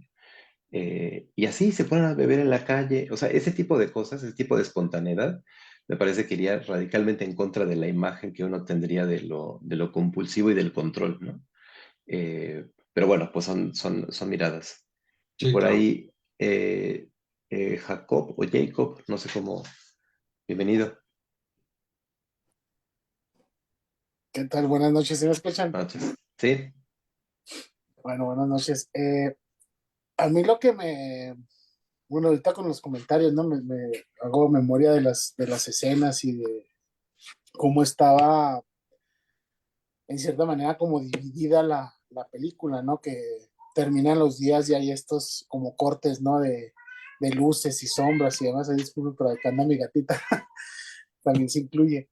Eh, A mí lo que me gustó en esos como cortes, ¿no? Es que en la primera parte de la película, o sea, cómo trata con un niño, ¿no? O sea, esa parte de la infancia, esa parte como que vas conociendo al mismo personaje, que se me hizo una reacción así como, que, aquí vamos conociendo a la persona, ¿no? El papel que juega también como la ciudad, o sea, como esos no lugares, ¿no? O sea, en los que está inmerso. O sea, porque pues transita mucha gente, ¿no? Está pero llega a conocer a algunos de ellos, ¿no? Y, o sea, los conoce sin conocerlos, ¿no? O sea, es la persona con la que juega el juego del gato, ¿no? O sea, interactúa, nunca la vemos, nunca la ve, pero es una interacción significativa, ¿no? Y la final, a mí la que me, como que esa etapa o ese momento de, como de vida que le llega, ¿no? Que es cuando le dice este personaje, ¿no? El ex esposo de la dueña del restaurante, que le dice, tengo cáncer, ¿no? O sea, o sea, el compartirle eso tan, o sea, finalmente tan íntimo, o sea, que su reacción es que, pues, sabes que me hace que tú necesitas la cerveza más que yo, ¿no? O sea, y comparten ese momento, o sea, como él también a través de esos momentos, ¿no? O sea, él se relaciona con un niño, se relaciona con estos adolescentes, ¿no? Tiene esos momentos en los que pues va a sus fines de semana y demás, y luego al último, ¡pum!, llega que, pues llega la vida adulta, llega la muerte y le dice, alguien, pues no la voy a armar, a lo mejor no posiblemente.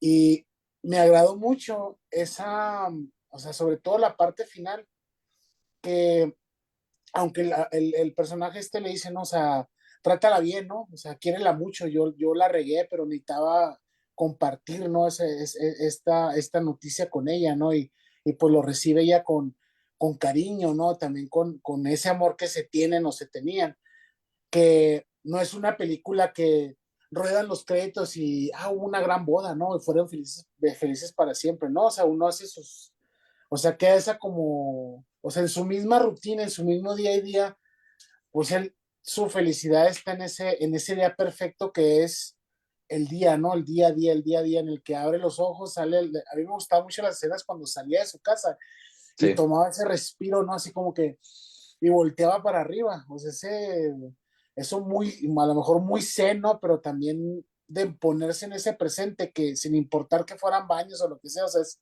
su independencia, es su responsabilidad, es su vida y pues la transita haciendo lo que le gusta, ¿no? O sea, es una constante creativa, conoce gente, o sea, ve estas como etapas y momentos y está inmerso en la totalidad de la ciudad, ¿no? O sea, la ciudad más poblada del mundo. O sea, esta figurita, ¿no? O sea, cómo también tiene ese gran impacto, ¿no? Y eso sí. pues, me quería compartirles, ¿no? Gracias, Jacob.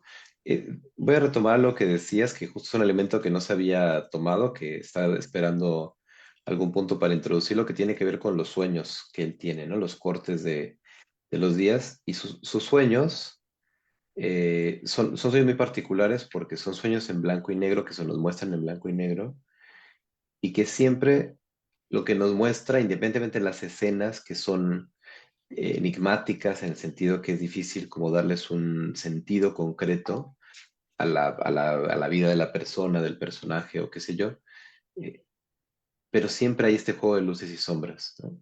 En sus sueños, que está presente en toda la película, ese juego de luces y sombras. Eh, y lo que nos muestra con sus sueños, desde mi punto de vista, es un poco como escenas, un poco de la cotidianidad o también de la vida pasada, de lo que sea, pero que no, parece como si no tuvieran ni rastro de símbolo ulterior o rastro de un deseo. Bueno, ahora yo estoy pecando también de mi vena, ¿no? Yo soy psicoanalista, entonces desde el psicoanálisis el sueño es un cumplimiento de deseos, ¿no? Pero poco se ve en estos sueños de ningún deseo. Es como si en esa proyección de claroscuros la vida misma bastase, ¿no?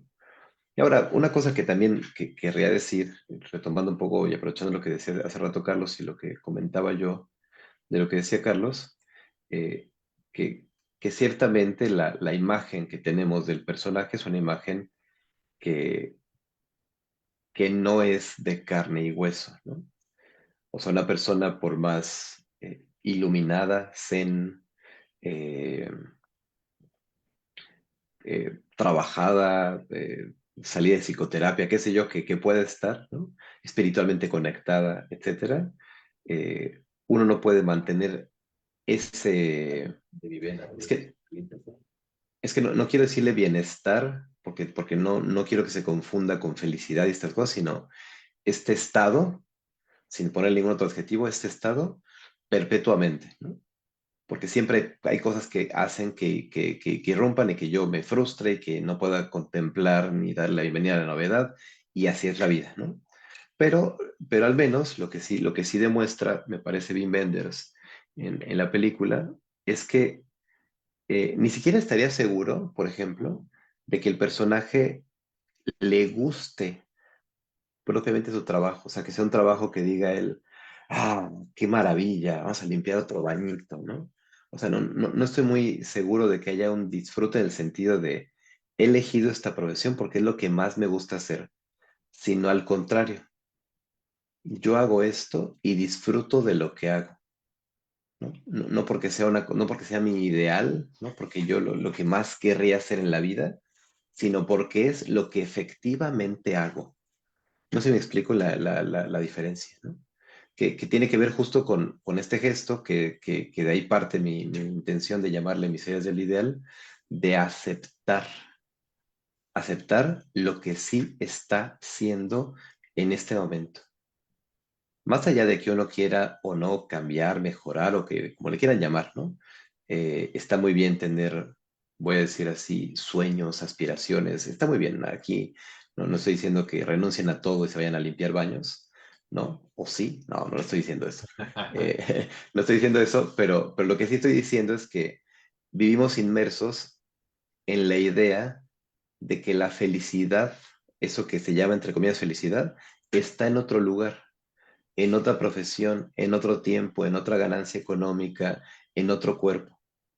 Pensamos que está en otro lugar, ¿no? Y eso es el ideal. ¿Y por qué el ideal es una miseria? Porque el ideal es inalcanzable. Porque una vez que yo finalmente cambio de casa, un rato me siento bien y qué padre, qué bonito y lo presumo y lo disfruto, pero después de un rato ya no me gusta algo de la casa y ahora quiero que sea más grande o quiero tener otros muebles o qué sé yo. Y yo estoy deseando estar bien para vivir en otro país y luego me cambio de país y resulta que este país tampoco, ahí estoy hablando mucho de mí, ¿no? Tampoco eh, porque X, Y, Z, ¿no? O digo, es que yo voy a estar bien o sentirme en paz conmigo cuando esté delgado, cuando mi cuerpo cambie, cuando sea otro. Y estamos constantemente, ¿no? En esa búsqueda. Y cuando llegamos al punto, muy cerca del punto que nos habíamos prometido allá y entonces, como ya no somos los mismos y como el ideal es inalcanzable, decimos, no es aquí. Y en lugar de detenernos a decir, rayos, es que no está en ningún lugar, lo que se me está pasando es la vida, lo que se me escapa es la vida, decimos, ha de ser más adelante. Y eso es lo que pasa con el ideal, ¿no? Que es siempre una promesa que nunca se alcanza, ¿no? Y no poder salir de esa espiral, de esa vorágine, de ese siempre querer más, ¿no? Porque además está muy bien visto, ¿no? Siempre querer más, ¿no? Nunca conformarse. Eso está muy socialmente aceptado. Pero lo que encierra esa demanda, porque no es una aceptación, es una demanda, ¿no? No te conformes, quiere más, ¿no? Busca más para tu vida. La trampa que encierra es que ese más nunca es claro.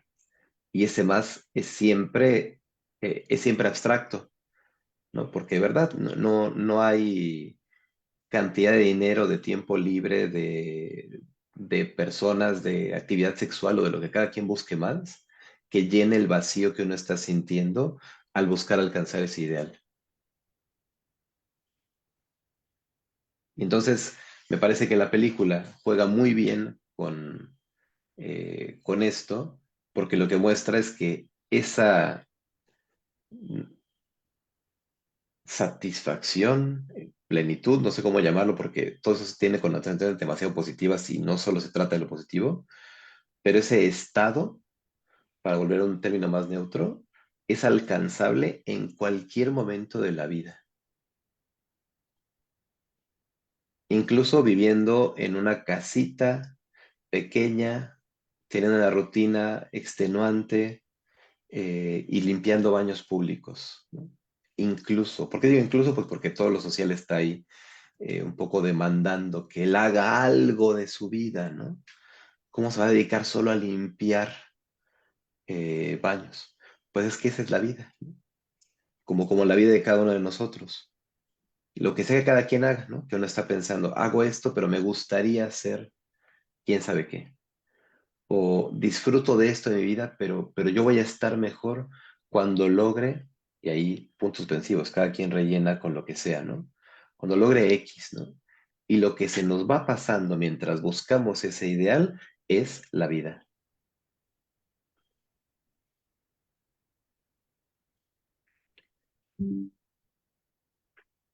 Y bueno, hay un concepto, Carlitos, perdón. Yo creo que, digo, lógicamente a mí me gustó mucho esta parte, cómo la vas tú manejando, aterrizando en este sentido de que, pues, es un personaje, es cómo llevarlo a un extremo para poder transmitir una idea, porque, pues, sí, indiscutiblemente, pues, nadie puede estar tan zen o de plano, pues, tiene, un trastorno del espectro autista en un cierto grado, para entonces llegar precisamente a no inmutarse ante determinadas circunstancias de lo que va pasando en su entorno. Pero dejando completamente esta situación de lado, creo que esta es la situación más compleja de todas en lo que es la neurosis colectiva, ¿no? Es como esta parte de cómo es que no puedes ser mediocre, no puedes ser conformista y siempre tienes que buscar más, ¿no? Y creo que realmente, tú decías hace rato, puede ser algo abstracto. Yo recuerdo un caso a nivel clínico muy particular donde, pues, era muchísimo más concreto, ¿no? En su momento, esta persona, pues, estaba en función de lo que le había dicho literalmente su padre cuando pues yo tenía 20 años, había logrado esto, tenía una casa, ya me había casado, ya tenía hijos, tenía un auto, ya empezaba mi empresa, era independiente, ya había viajado y tú no tienes nada, ¿no? Entonces siempre era como este contraste devaluativo hacia el respecto de lo que tú precisamente tienes, no significa nada, ¿no? Entonces, después de que fue en su momento, fue a un proceso de terapia, empezó a construir su propio ideal. Creo que eso es precisamente lo más complejo de todo. ¿Por qué? Porque se dibujó exactamente, bueno, es que en 20 años yo me visualizo así, así, y de forma muy concreta y específica, ¿no? La bronca es que ahora llega a sus 40 años y es cuando pues llega a terapia y pues lo recibo en ese sentido, ¿no? Porque a sus 40 años no se encuentra en el lugar que a los 20 se dibujó. Entonces, es un conflicto siempre estar como esta situación de esta carrera perpetua, eterna, como bien lo mencionas, porque no hay forma en la que yo alcance a la liebre, ¿no? O sea, realmente es imposible que uno pueda precisamente alcanzar un ideal, se acabó, o sea, en ningún sentido, forma, dimensión, pero lógicamente pues esto en la sociedad no lo dibuja como un fracaso, como alguien, como hace rato mencionaba, ¿no? Mediocre, o sea, no nos hacen entender en ningún lado, momento, sentido de, ok, a ver, somos seres humanos en falta, siempre vas a estar inconforme, siempre vamos a estar insatisfechos y cada quien pues lo va llenando como puede. No, o sea, creo que al contrario, sí nos hacen creer que un día podemos estar completos, ¿no? Que siempre podemos estar Claro, realizados y creo que esa es la situación muy compleja de pensar, como bien lo mencionaste, ¿no? Cada quien desde sus cosas, con esta pareja, con este trabajo, cuando tenga un hijo, cuando tenga esta casa, cuando tenga un carro, cuando tenga un negocio y creo que ahí es como esta parte de decir, reiterando mucho estas palabras, ¿no? Se me está pasando la vida. Pero yo añadiría también esta parte emocional, ¿sí? Porque es lo que yo veo mucho a nivel de terapia como es de que busco también un ideal de salud, un ideal de bienestar, un ideal donde es como estar precisamente nunca sintiendo, ¿sí? Pareciera que ese es el ideal en ese sentido, porque si empiezo a sentir tristeza, no quiero sentirme triste. Si empiezo a sentir enojado, no quiero sentir enojo. Si siento culpa, no quiero sentir culpa. O sea, como si cualquier emoción, sentimiento humano otra vez fuera malo, negativo, rompe mi equilibrio homeostático y por default me saca de mi estado ideal de bienestar. Cuando, pues de nuevo, nunca nos enseñan a reconocer cómo pues todas estas emociones son humanas y a sostenernos en la angustia de esas emociones para vivirnos en ese estado así. Y yo recuerdo mis clases de Gestalt de la maestría hace mucho tiempo, donde pues nos lo decían de forma muy de dientes para afuera, ¿no? Cuando como, cuando duermo, duermo. Pero ¿quién se vive así en verdad, no? O sea, creo que, como tú mencionas, son momentos, son instantes, están al alcance de la mano muchas veces, pero hasta son criticables esos mismos momentos por nosotros, por las mismas ideas que tenemos a nivel social. Claro, claro. Y es que justo ahora que decías de lo emocional, por ejemplo, hablabas muy concretamente de emociones que se consideran negativas o que se tienen que evitar, pero es que tampoco con, por ejemplo, la euforia, ¿no? La felicidad así, uno dice, no, no, no, está muy bien que estés feliz, pero bájale a 2 rayitas, ¿no? Eh, entonces, y retomando esto que decías del caso de la persona que se planteaba en 20 años una cosa muy concreta, es bien interesante cómo uno se cuenta que incluso en la concreción uno se juzga de 20 años de distancia con, es que no, objetivamente no lo ha alcanzado. Cuando uno lo que no se da cuenta es que no importa que lo alcance.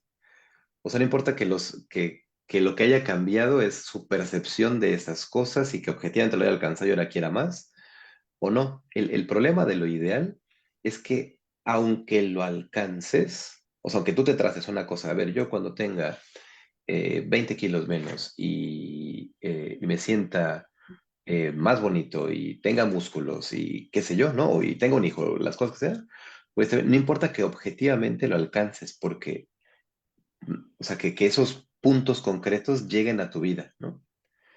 Porque no somos objetos, ¿no? Somos sujetos y el problema es que nos relacionamos con eso con la misma insatisfacción con la que los creamos, ¿no? Porque justo parte de la satisfacción del ideal de pensarlo hoy, también paradójicamente es suponer que no está aquí, ¿no? Que moviliza. Y es un poco, me parece una paradoja, porque lo que moviliza a buscar alcanzar ese ideal es la falta, es no saber cómo lidiar con la falta. Eh, pero al mismo tiempo, lo que mueve a no alcanzarlo es conservar el movimiento de esa falta, ¿no? Porque uno que está en esta carrera y que, voy a decirlo así, todos estamos en esa carrera, a menos de que hagamos un trabajo propio, y aunque lo hagamos, a veces resbalamos y volvemos a caer en esa carrera y pensamos que nuestro bienestar está en otro lugar, ¿no? Eh, en algún momento esto pasa así, eh, pero necesitamos siempre movernos, ¿no? O sea, al final, este ideal está bien que no sea alcanzable porque si lo alcanzo me muero, ¿no? O sea, si lo llegara realmente a alcanzar, me muero porque en realidad no sabemos qué hacer con la falta, pero tampoco sabríamos qué hacer con la falta de movimiento, no sé si me explico, ¿no? Sí. Eh, entonces, hay un concepto que quería hablar que está presente en la película, que he mencionado un poco sin decirlo, y que aparece al final de la película, que es el concepto de Komorebi, ¿no? Que al final, muy al final de la película, quien se quedó, quien no le puso stop, si lo vieron en casa, o cerró la ventana, o no se levantó del cine cuando terminó la película, al final no hay una escena de que llega Nick Fury para invitar a Hirayama a los Avengers, pero sí hay una escena final donde aparece el concepto de Komorebi, ¿no? Y solamente aparece así muy mencionado, ¿no? Muy al paso, que Komorebi es una palabra, bueno, no sé si se pronuncia así porque no sé japonés, pero así se escribe con occidentalizado, que quiere decir la luz que se filtra entre las hojas de los árboles. Es un concepto muy, muy específico de la cultura japonesa. Yo no soy japonés, ni sé nada de japonés, ni nada de su cultura, entonces me arriesgo un poco desde mi interpretación como desde la parte más. Es que dudo siempre si decir occidental, porque pues como mexicano no soy muy seguro qué tanto de occidental tenemos, pero bueno, me entienden, ¿no? Pero desde esta mirada, me parece que el ver, o sea, la luz a través del reflejo de los árboles implica muchas cosas. Por un lado, un primer momento de ceguera, ¿no? Porque cuando uno ve la luz del sol, no sé si seguramente les ha pasado alguna vez que uno va eh, caminando, iba a decir caminando en medio de los árboles, y decía, bueno, que estamos en un pueblo, en un bosque, bueno, donde vive cada quien, seguro han tenido la oportunidad de estar en algún lugar donde haya árboles y donde haya sol, eso estoy seguro.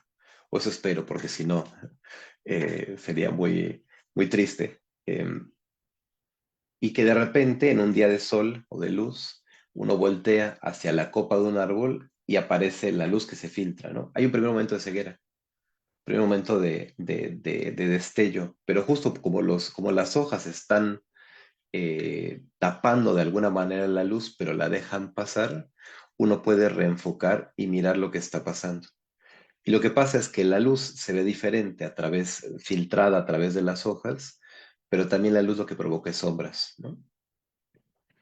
Y he visto muchas interpretaciones en internet de gente que hace críticas de la película que sugieren que como Revi y lo que sugiere Benders con la película es como encontrar la luz en las sombras o la luz al final del túnel, ¿no? Y yo creo que al menos en mi interpretación, es un gesto eh, equivocado, porque no creo que como Revi se trate de resaltar la luz de las sombras, sino la integración de la luz y la sombra, la dependencia de ambas cosas, ¿no?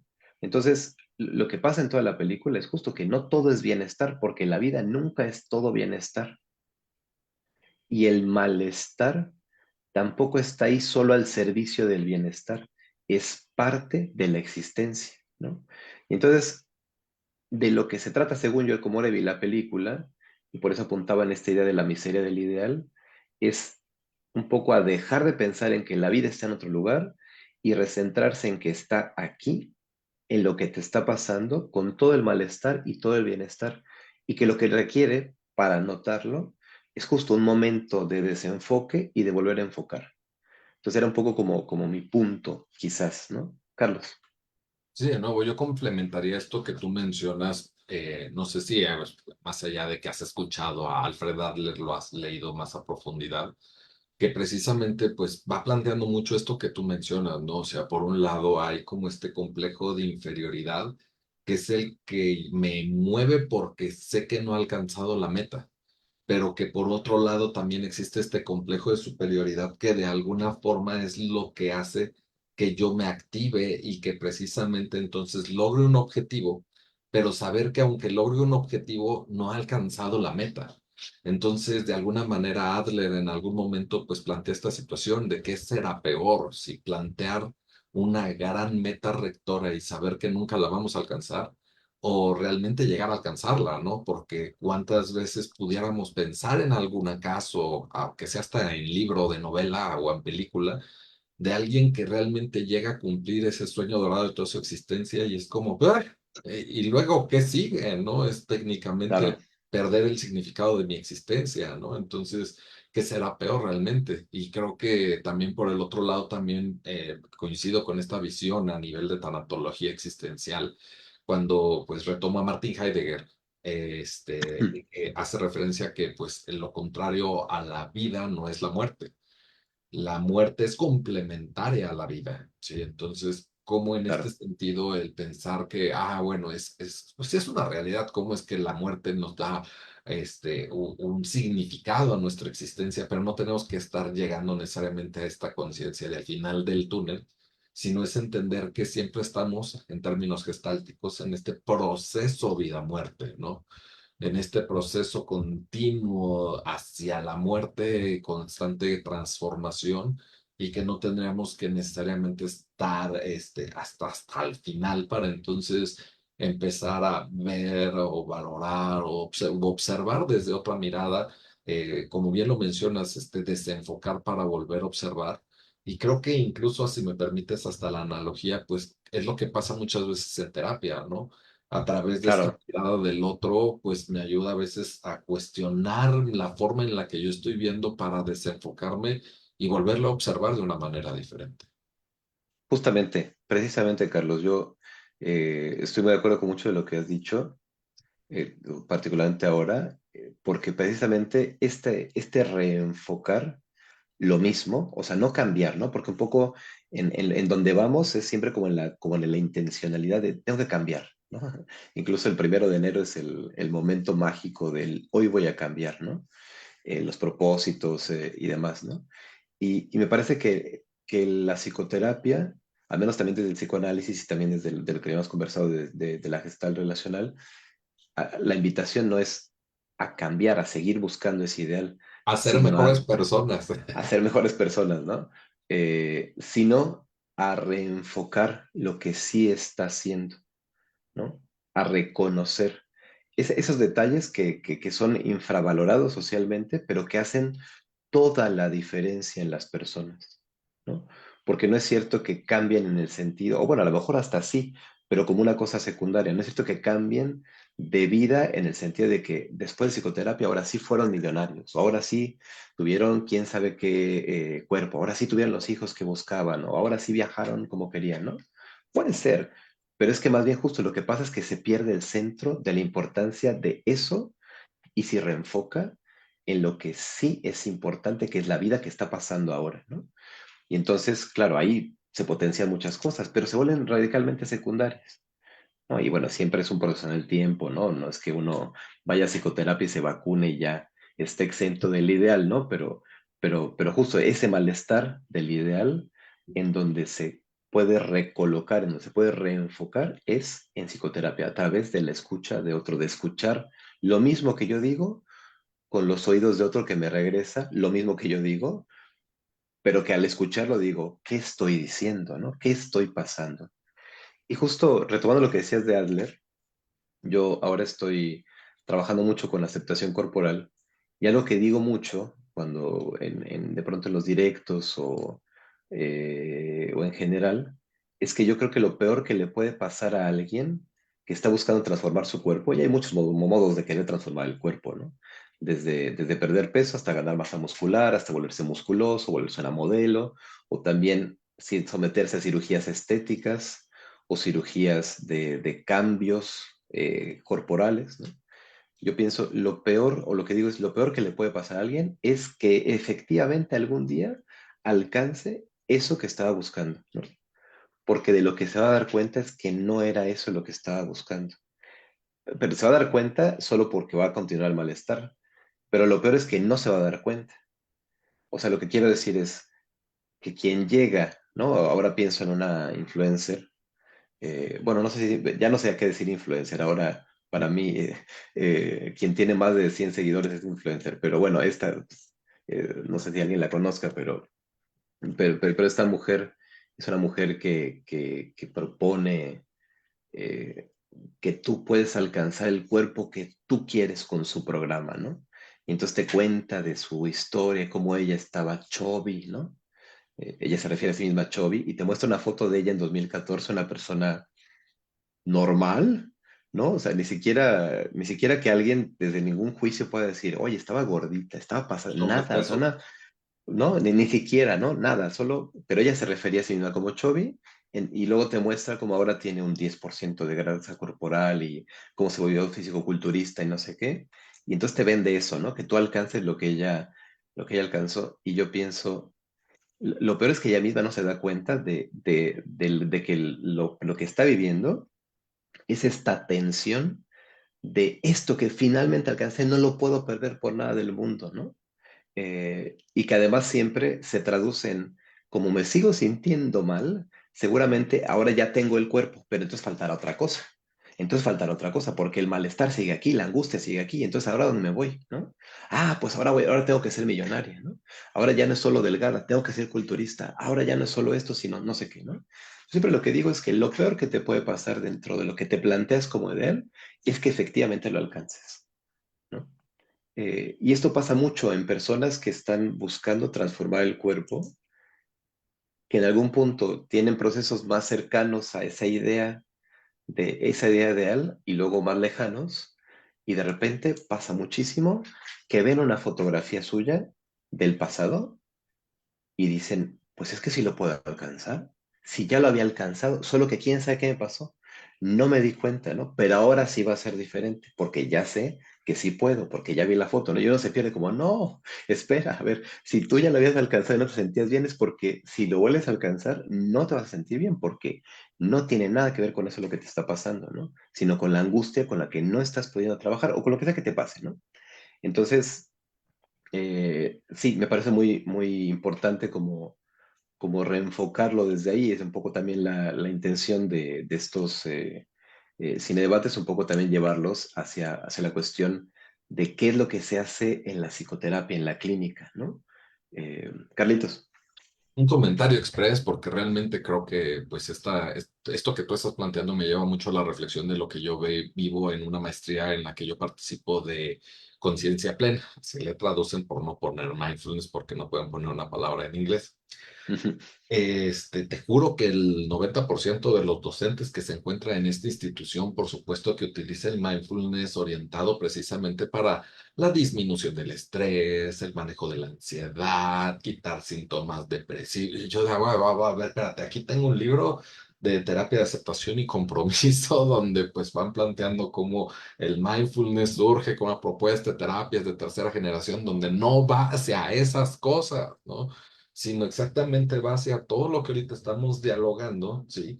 A precisamente tener una mirada más compasiva, incluso a ellos hacen referencia a estos términos, y les vale madres, ¿no? Como precisamente es de, sí, sí, no lo entiendo, gracias por participar, vamos a utilizarlo como vil técnica cognitivo-conductual de segunda generación, ¿no?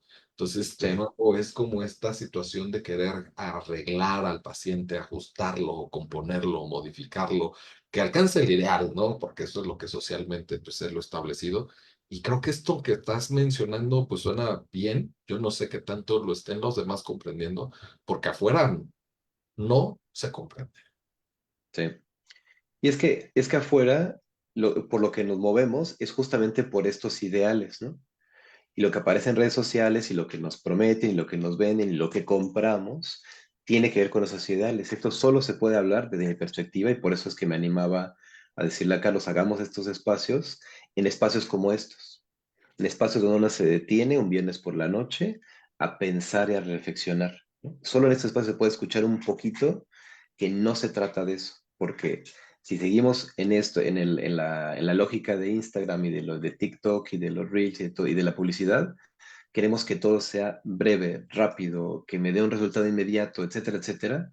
Y toda la publicidad se va a mover ahí, ¿no? Aunque después nos podamos encontrar cosas que quizá tengan valor, ¿no? El discurso publicitario se mueve desde ahí. Se mueve desde ahí, ¿no? Entonces, y lo que busca justo, y porque lo que uno busca es, a ver, yo me siento ansioso, lo que quiero es no sentirme ansioso. ¿Qué voy a comprar? Pues algo para que me quite la ansiedad, ¿no? Cuando en realidad mucho de lo que se puede hacer en terapia, al menos del estilo de psicoterapia que hemos hablado, ¿no? De los estilos que hemos hablado, psicoanálisis, gestalt relacional, enfoque existencial, algunas de tercera generación, claro que sí, ¿no? Tiene que ver con, no con querer quitar nada o cambiar nada, sino en primer lugar reenfocar para entender, ¿no?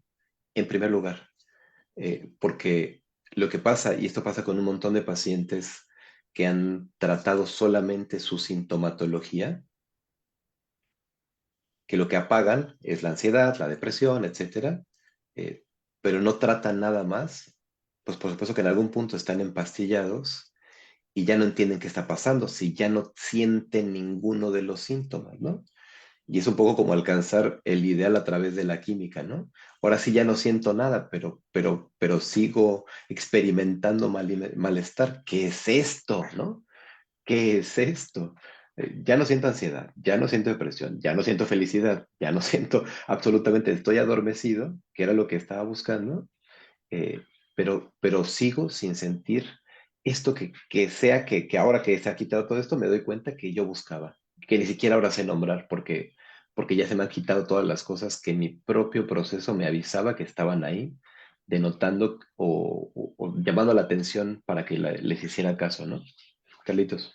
Sí, yo no sé, allá en Italia, independientemente si haces un trabajo a nivel terapéutico o si trabajas igualmente con personas de este lado del charco, pero yo coincido también con la mirada que en su momento mencionaba el doctor Ricardo Arreola, ¿no? Que por fortuna o no pareciera, no sé si sea la palabra más adecuada, pero cada vez más hay pacientes que pues llegan a terapia y te dicen, es que pues tengo el trabajo que siempre había querido, tengo pues la familia que siempre había soñado, tengo a mis hijos, tengo una posición económica pues que me da para pagar pues escuelas privadas, no me falta nada, ya tengo casa propia, tengo carro del año, salimos de vacaciones 2 veces al año, de salud todos estamos bien, de mi familia cercana, mi familia extensa, no hay ninguna complicaciones y aún así me siento de la chingada, no me siento mal.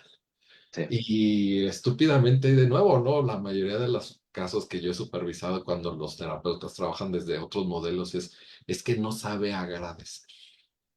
Es que hay que enseñarle, ajá, sí, sí, sí, sí. o sea, creo que Sí, no se enseñan a nivel formativo en instituciones a saber recibir esto que es lo que estás ahorita mencionando. claro, claro. Y es que yo creo que ahora me hacía recordar algún, no le quiero llamar colega, pero pues bueno, supongo que por la formación tendría que ser colega, ¿no? Pero alguna otra persona que dice que hace lo que nosotros hacemos, o sea, psicoterapia, bueno, quién sabe cómo esté ahora, eso fue hace muchos años, pero en supervisión hablaba de un caso de alguien que tenía un conflicto porque no sabía con qué pareja quedarse, porque tenía dos parejas. Y tenía una profunda angustia y un profundo malestar porque no sabía con qué decidirse. Y su forma de aproximarlo fue como, como que, ¿cómo ves que tú que tienes dos te estás quejando de que no sabes si quedarte con melón o con sandía, ¿no? Y yo lo escuchaba como, o sea, porque él estaba supervisando y contaba ese caso, y yo pensaba ¿y por qué no podría sentir angustia de tener dos? O sea, ¿por qué tendría que no quejarse si esa es su situación, ¿no? Y un poco pensaba o qué es lo que a ti te mueve, ¿no? O sea, tú que no tienes pareja lo ves mira, este hasta tiene dos y se queja, ¿no? Pues le voy a zorrajar mi malestar para que se compare con alguien que no tiene pareja, ¿no?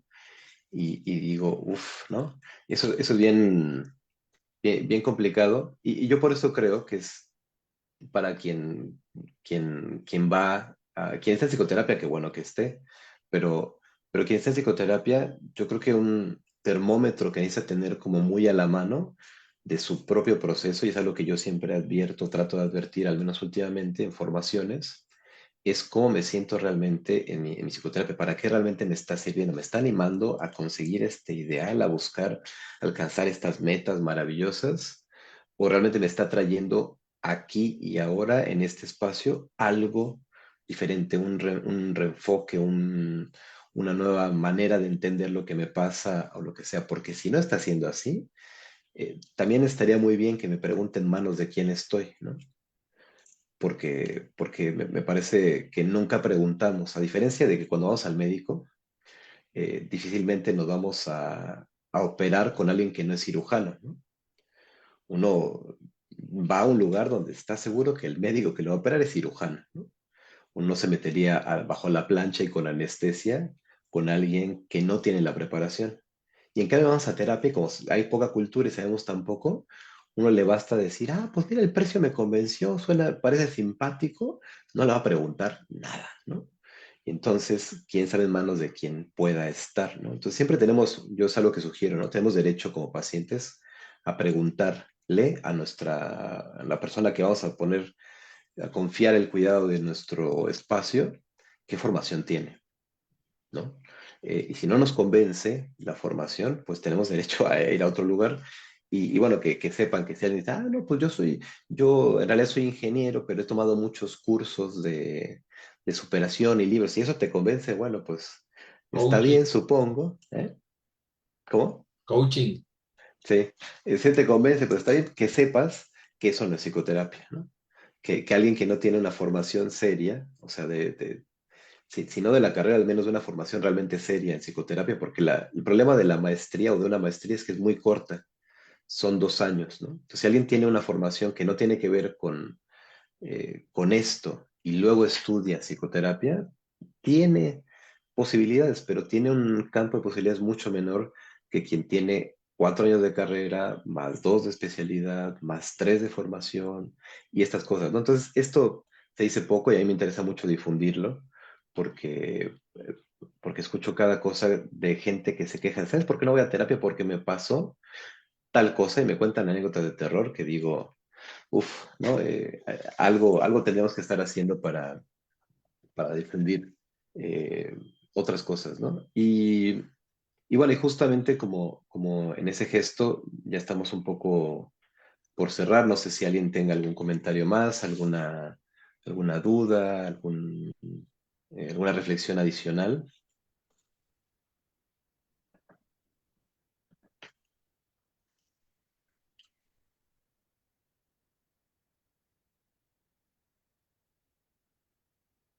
Bueno, yo normalmente le doy mucho la bienvenida al silencio, sobre todo en terapia, pero en espacios así, supongo que después de 3, 4 segundos, para mí es lícito decir que no hay más comentarios o no por ahora.